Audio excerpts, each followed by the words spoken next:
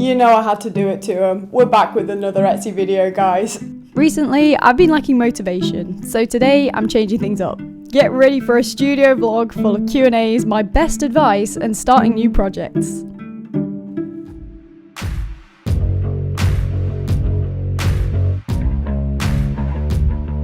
So I didn't realise that quite a lot of people were watching my Etsy launch video. Since then, I've definitely learned a lot and I feel like I could give you guys more advice. I made that video just less than half a year ago and I've learned a lot since then. I've made some mistakes. I've made big mistakes. I've gone through the highs, the lows. Usually on YouTube, you don't really see a lot of everything. You just see all the highlights and the pretty stuff. I kind of want to show you guys the bad side, which is what I'm experiencing at the moment. Basically, I'm lacking a little bit of motivation. I feel like the designs that I'm doing are very repetitive. I want to take today to really come up with some new designs that I think are gonna work. And then of course, fill out my orders. I'm gonna be packaging the orders with you guys. And most importantly, I'm gonna be doing a Q&A because I swear to God, I have never had so many people slide into my DMs. And no, it is not because they want to get with me, it is because they want to know about Etsy. So a lot of the questions that I answered, I had to type them out and then type them out again and blah, blah, blah. I'm very lazy. Basically, instead, I'm going to talk to a camera and answer all your questions. So if you want to know how I blew up my Etsy business, then feel free to stick around for this video because throughout the video, I'll be answering questions, doing stuff, bringing you along on a day in my life. Running my Etsy shop. I don't know why I'm doing this, man. So, starting the day salted. Not to be confused with starting the day with a solid. I'm making my bed. What a shocker. I wonder what she'll do next, lads. Yeah, you guessed it, genius. I'm having some crunchy nut. So first on my to-do list is to give my studio space a makeover. So if you're ever struggling with motivation to get started on your Etsy shop or your art, whatever you're doing, I would definitely recommend redoing your studio space and hopefully you can get a little bit of inspiration from this video. Now, I'm at my desk for pretty much most of the day, which is a problem when it looks the way that it does. Basically full of crap. Me and my safety scissors and my novelty policeman glasses. I think it's time to switch my shit up. Step number 1 is, of course, add some fake plants. And yes, they're fake because I am officially done with real plants. Oh my God. I swear to God, why do I even bother with real plants? Fake ones are better. Fuck you. Oh my God. So first thing I bought for my new room was these plate holders. Just kidding, I'm not washing up, they're for vinyls. This is the first time that I'm trying these out. I've never tried them before, but they're supposed to hold, oh my God. As you can see, I am very chuffed. It's so good. It's just a piece of wood, but it works so well. These were like a couple of quid, honestly. I'm so happy. Okay, so I haven't completely finished all of the setting out my work over there. Honestly, can I be bothered? I guess you'll find out at the end of the video. So it's time to share some advice with you guys. Question 1 is, how do I stay motivated?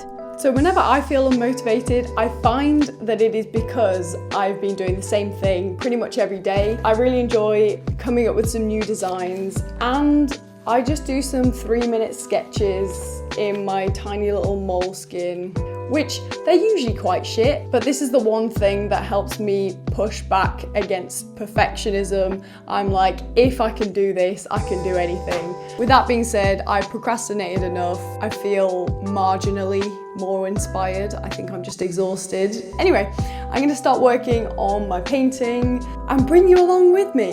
I mean, it'd be a bit awkward if I just sort of left you here. Turns out I wasn't done procrastinating and I decided to find bits of my old sketchbook and rip them out so that I could stick them to my wall because I do what I want. Pretty gangster. Anyway.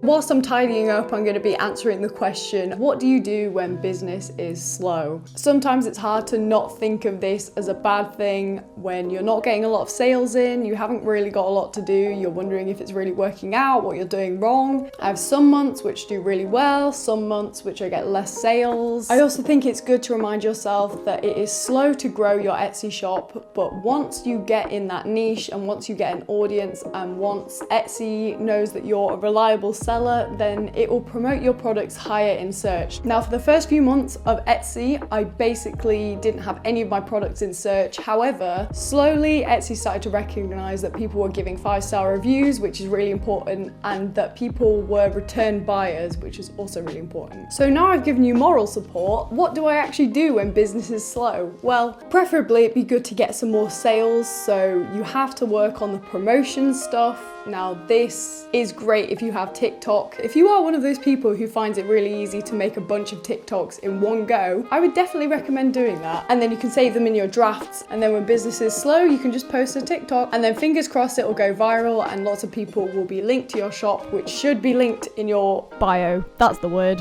And another thing that I actually really like to do when business is slow is come up with another business idea. So I actually talked about this a lot in the little short film that I made for people who are feeling lost. If you're feeling stuck and if you're running out of ideas and motivation, it's probably a sign that you're gonna find something else very soon. And that feeling lost is actually kind of a good thing because it can motivate you to start something new and go in a completely new direction that you never would have thought. So over the past few weeks, I've been doing a couple of these little designs. I just make them about 3 inches. And honestly, doing this has inspired me so much to, surprise, surprise, start making t-shirts. So I'm gonna be making some Louis Theroux t-shirts. Whether I'll be starting a new Etsy shop or putting all these listings on my old Etsy shop. So that is a very long answer to your question. But basically what I'm saying is you don't need to stress about it. It's all part of the journey.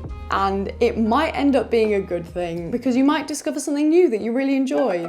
This takes me on nicely to my next point, which I am excited to announce that this video is sponsored by Skillshare. So if you don't know what Skillshare is, it's an online community with thousands of classes for creators. So Skillshare is curated specifically for learning, so there are no ads and they're always launching new premium classes. So you can stay focused and follow wherever your creativity takes you. For example, building an Etsy shop that sells, strategies for e-commerce success by Gard. This course pretty much taught me everything that I know about Etsy, like targeting customers and communicating my brand on Etsy. Especially for artists and small business owners, there are so many courses which can help you out on topics such as fine art, filmmaking, and freelancing. And to get all of these courses, the annual subscription is less than $10 a month. So the first 1,000 people to use the link in the description will get a free trial of Skillshare Premium membership.